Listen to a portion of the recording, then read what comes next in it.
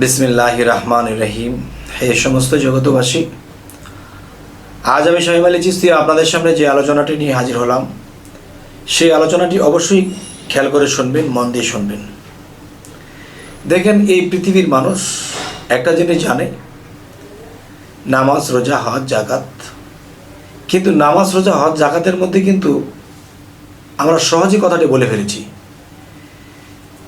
শরীয়তের নামাজ, মারিফতের নামাজ আছে, তরিকতের নামাজ আছে, তেমনি জাকাত, শরীয়তের জাকাত আছে এবং মারিফতের জাকাত আছে।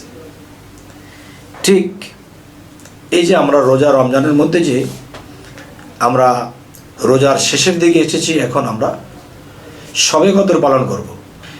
এই যে আমরা শবে কদর পালন করব, এই শবে কদরের মাহাত্ম্য কী? এই শবে কদরের মূল বিষয়টা কি? শবে কদরটা কেন আসে?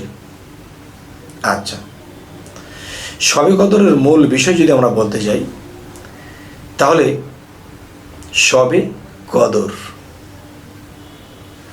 আচ্ছা, যেমন একটা আছে শবে বরাত, ভাগ্য লিপির রাত্রি। শবে কদর এটা অনেক দামি রাত্রি। শবে কদর বিষয়টা কি? শবে কদর কেন এসেছে?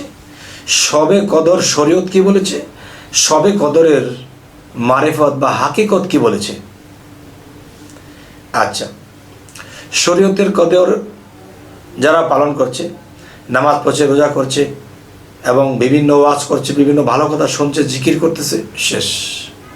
কিন্তু বাবারে, শবে কদরের রাত্রিতে নবীজি কাছে কোরআন নাজিল হয়েছিল।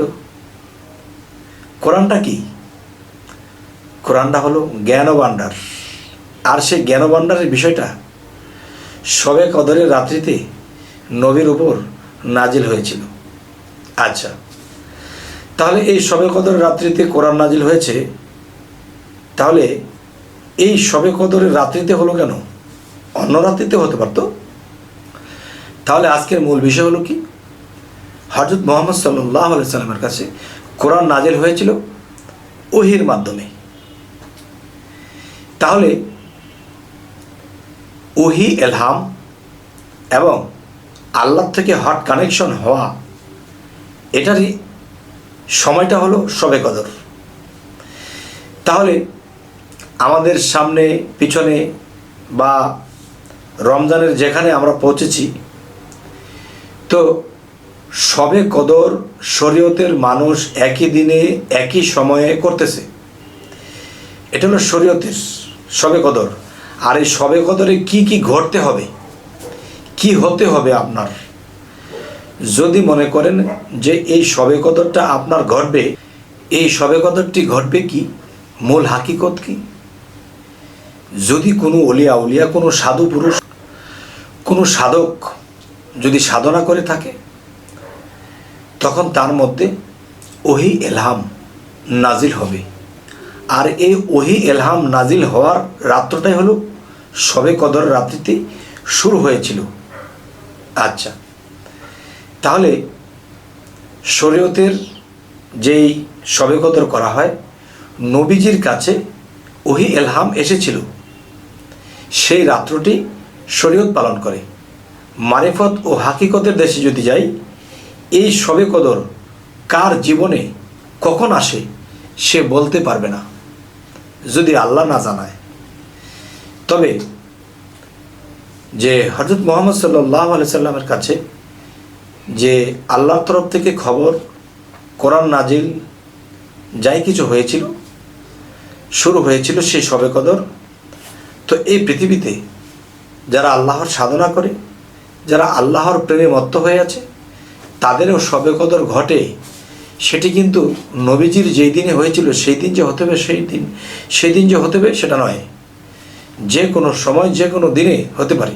তাহলে সে যেই দিনে একজন সাধক, একজন আল্লাহর অলির যেই দিন ওহী ইলহাম নাজিল হবে তার উপর, সেই দিনটাই, সেই রাত্রটাই তার জন্য শবে কদরের রাত্রি, খুবই সম্মানী রাত্রি।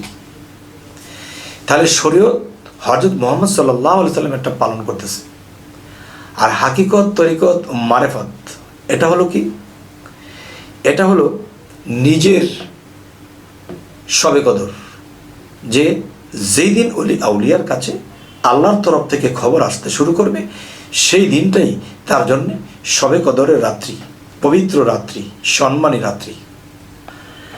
এখন আপনারাই বলবেন যে একদল বলতেছে হযরত মুহাম্মদ সাল্লাল্লাহু আলাইহি সাল্লাম তিনি আমাদের পার কান্ডার, তিনি আমাদের একদিন পার করবেন। কিন্তু তিনি তো 1400 বছর আগে আগে এসেছিল, কিন্তু তিনি তো বলেছে আমি চারো জায়গার অমর, আমি চারো জায়গায় আছি। আউয়াল, আখের, জাহির, বাতেন চারো জায়গায় রাসূল আছেন। রাসূল কিন্তু মৃত্যুবরণ করেননি, মৃত্যুবরণ করেছে তার বডি। যাই হোক, তো এখন যে কথাটি বলবো যে রাসূল আউয়াল, আখের, জাহির, বাতেন চারো জায়গায় আছেন। এখন জাহিরে তিনি বলতেছে আমি বাস্তব আছি। জাহির অর্থ কি? বাস্তব, প্রকাশ, যা দেখা যায় তা মুর্শিদের মাধ্যমে তিনি আছে। আউয়াল তিনি 1400 বছর আগে ছিল। আখির তিনি মৃত্যুর পরে থাকবে। বাতিন বর্তমানেও তিনি গোপন আছে।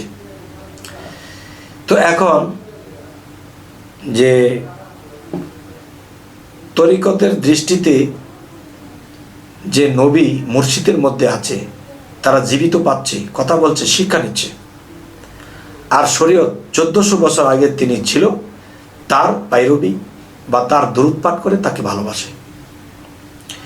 আচ্ছা, এখন একটা জিনিস দেখেন, স্বপ্ন জগতে যে আপনার কাছে রাসূল আসে, তাহলে সেই রাসূল যদি বলে আমি রাসূল, দিনের নবী, তখন আপনি শরীয়তের দৃষ্টিতে মেনে নেবেন।